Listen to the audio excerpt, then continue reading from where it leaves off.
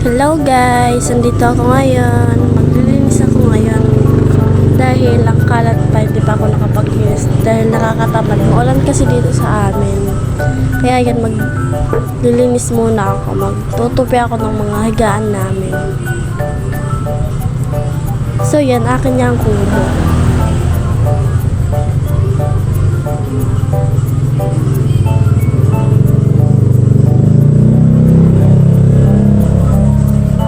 Itong kumot na to, sa kapatid ko naman to.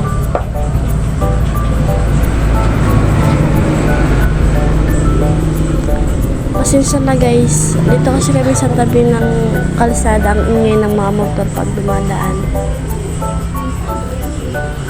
So ayan, yung kapatid kong babae. At saka ito naman yung kapatid kong lalaki. Ewan ko kung lalaki to babae. Bakla kasi to.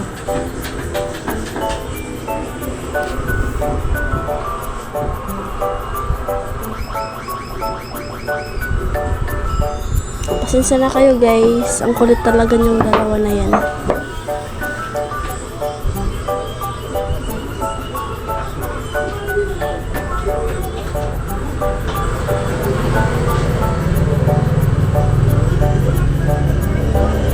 Ito na, nagtutupin na ako ng kumot ng isa kong kapatid.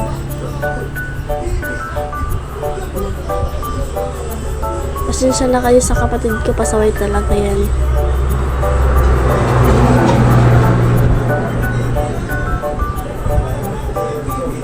So ilalagay ko na yung mga unan sa lagayan namin.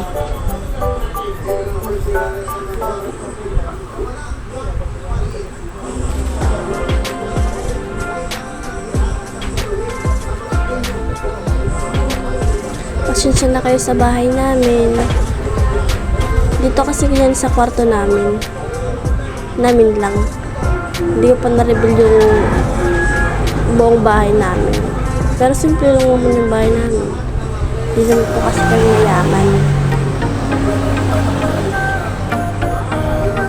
Yan yung bag ko. Sabit ko lang muna dyan.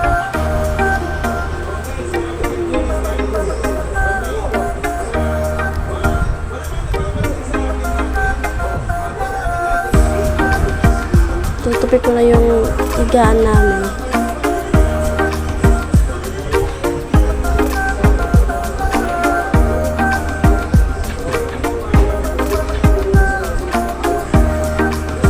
Ito na, ilalagay ko na yung namin, higaan. Ayusin ko naman dito yung mga panagisan ko. Yung salamin, tsaka yung lotion, nandyan ko. Diyan lang naman namin nilalagay sa may bintana namin.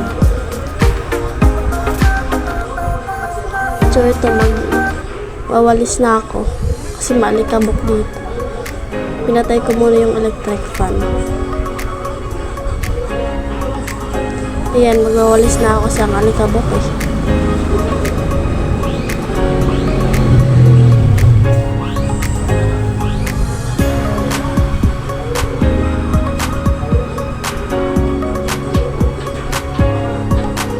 Ang daming dumi. Malikabok talaga dito.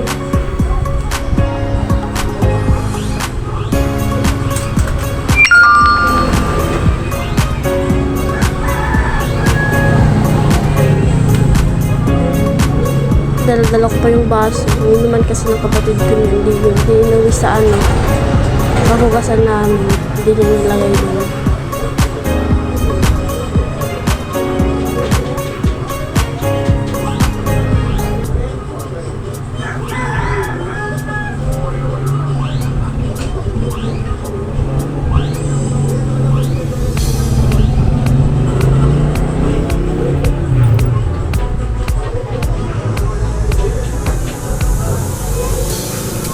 So yun, tapos na ako magwalis.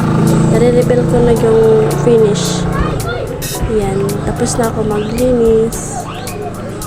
Ganyan lang, maliit lang yung kwarto namin. Pasensya na kayo, simple lang kasi yung bahay namin. I mean yung kwarto namin. Simple lang.